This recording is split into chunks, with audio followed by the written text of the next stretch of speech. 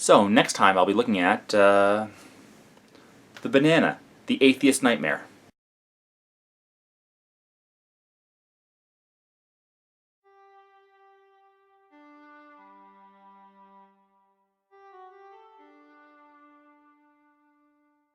I was sent a request saying I should do a reply to how the banana is the atheist nightmare.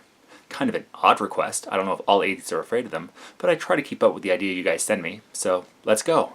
This is the modern day banana. Not really my favorite fruit, I don't care for the taste. My wife likes them, and for some reason I can't put my finger on, I enjoy watching her eat them. There's a lot of talk these days about GMFs, genetically modified foods, the dangers they possess, and how we should be worried about them. Most of the public worry has to do with human consumption, and how they would be dangerous for us to eat. My personal worry is slightly different, and the banana is indicative of that problem. We'll get back to GMFs, but first, a little history lesson. Today's banana is much different from the original wild banana. Our ancestors had to stalk and hunt the wild banana across the plains, helping develop our emerging cunning and ability to use tools. No, wait, those were gazelles we hunted. But the ancient wild banana was much different from what we have now. They were shorter and full of pits that were like cherries, but much more numerous.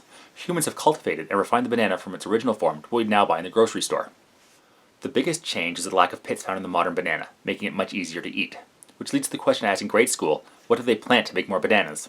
Well, it turns out modern bananas are clones from cuttings and reproduce asexually. I know, doesn't sound fun at all. But here's where the nightmare comes in. With all bananas being genetic clones of one another, there is very, very little genetic diversity between them. This is great for making the same thing over and over, but leads to a problem where something like a disease targets that thing. The modern banana is a Cavendish variety. But back in the 1950s, the most popular banana was the Gross Michael variety. From what I've heard, they were much better tasting than the bananas of today. I've never had one, so I can't compare. The reason I haven't is because the entire world crop was wiped out almost overnight by Panama disease. The lack of genetic diversity made it incredibly susceptible to that fungus and unable to evolve any kind of countermeasures to it. Which brings me back to GMFs. While there's a common fear they are dangerous to humans, this has been blown much larger than it really is, and I'm not going to deal with that right now. Current crops of GMFs are, like the banana, all genetically similar. This means that while they may be safe to consume, if a disease is able to target one, then it can quickly affect all the similar plants. This could quickly lead to widespread famine if a majority of farmers are using genetically similar crops. With plants that are genetically identical, there is very little chance for them to evolve any kind of disease resistance.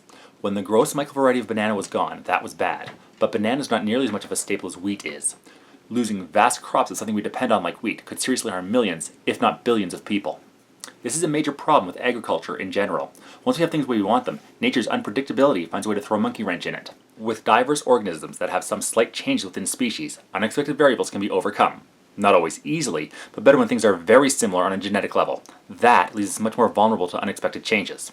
That's why I see the banana as not exactly a nightmare, but a cautionary tale. Huh? Ray who? That growing pains kid? Hang on.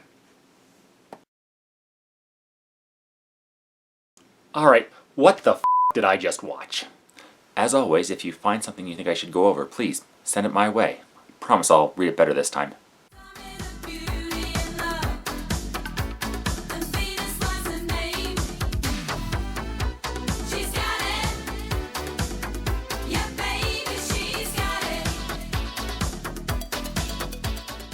From what I've heard, they were much better tasting than the bananas of today. Hello. You want attention?